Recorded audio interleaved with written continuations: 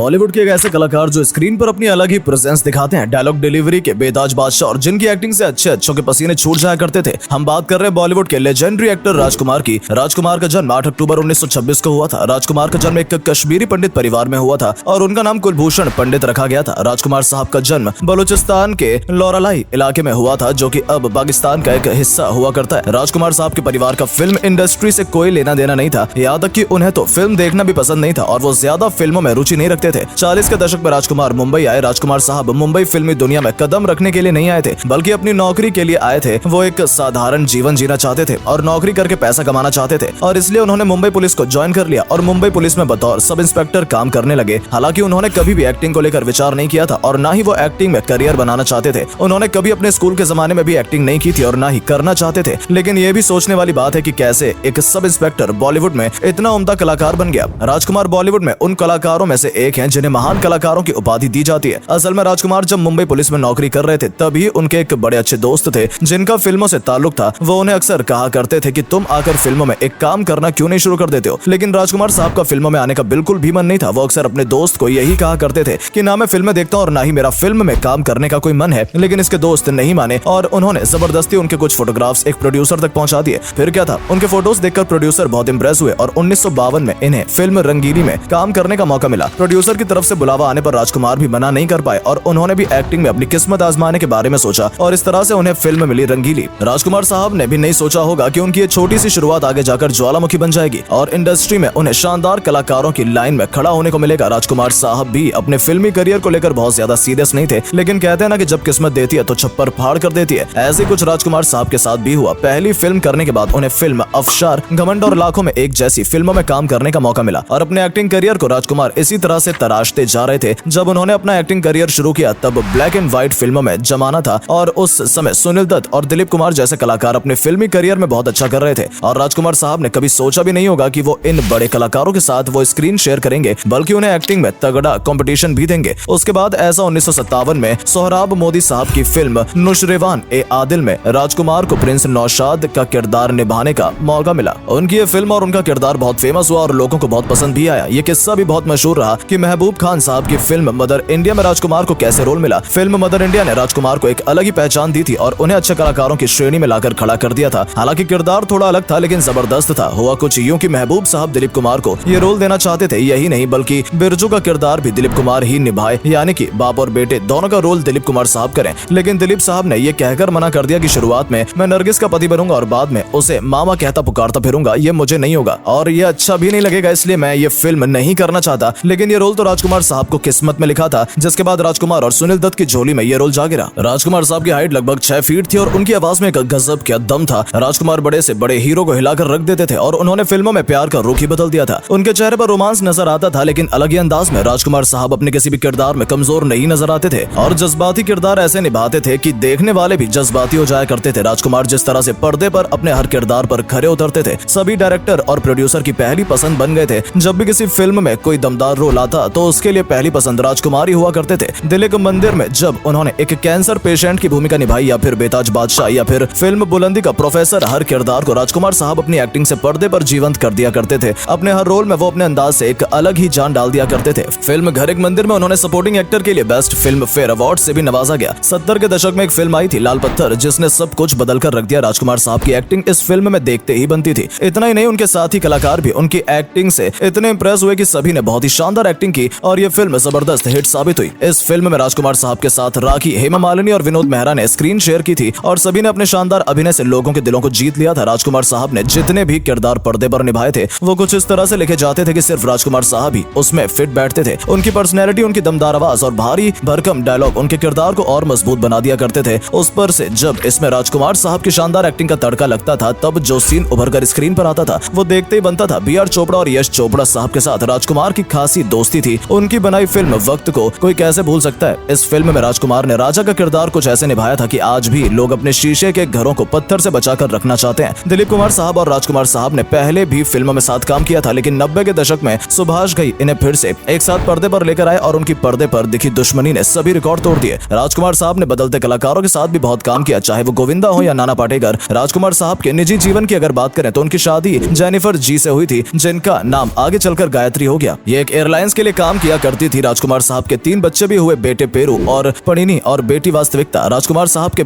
बड़े बेटे पूरू राजकुमार भी फिल्मों में आए और एक्टिंग में अपना हाथ आजमाने की कोशिश की, लेकिन ज्यादा सफल नहीं हो पाए। उनकी पहली फिल्म थी बाल ब्रह्मचारी। उनकी बेटी वास्तविकता भी सन 2006 की एक film 8 the power of Shani में नजर आई थी। ये बात भी बहुत हैरान करने वाली है कि जिस आदमी को उसकी आवाज में बुलंदियों पर पहुंचा दिया था, इस आवाज ने उन्हें शांत भी कर दिया। राजकुमार साहब को गले का कैंसर हो गया था। उनका कैंसर का इलाज चला, लेकिन इलाज के दौरान उनकी आवाज इतनी धीमी पड़ गई थी कि उनके नजदीक जाकर उनकी बातें सुनना पड़ती थी। राजकुमार साहब ने ये बात पहले ही सबको बता दी थी कि वो जब गुजर जाएं तो कोई शोर शराबा नहीं किया जाएगा और बाकी रिश्तेदारों को भी उनके अंतिम संस्कार के बाद ही खबर दी जाएगी। जैसा कि उनकी अंतिम इच्छा थी, उनके गुजर जाने के बाद उनके परिवार ने ऐसा ही किया। 3 जुलाई 1996 को राजकुमार साहब ने अपनी आखिरी सांस ली। इस दिन एक महान अभिनेता को बॉलीवुड ने खो दिया। राजकुमार साहब को बॉलीवुड इंडस्ट्री का हमेशा से ही लेजेंडरी कलाकार माना गया है। उन्होंने अपनी एक्टिंग और दमदार आवाज से सिर्फ बॉलीवुड में ही मुकाम हासिल नहीं किया, बल्कि लोगों के दिलों में भी जगह बनाई थी। आज भी लोग उनके द्वारा बोले गए डायलॉग को याद करते हैं और राजकुमार साहब को उनके डायलॉग के द्वारा जीवंत करने की कोशिश भी करते हैं। राजकुमार साहब जैसे अभिनेता न था और ना ही कभी कोई होगा। उन्होंने जिस तरह से अपने शांत स्वभाव और दमदार एक्टिंग से पर्दे पर आग लगाई थी, ऐसा जलवा किसी और कलाकार में देखने को नहीं मिलता है।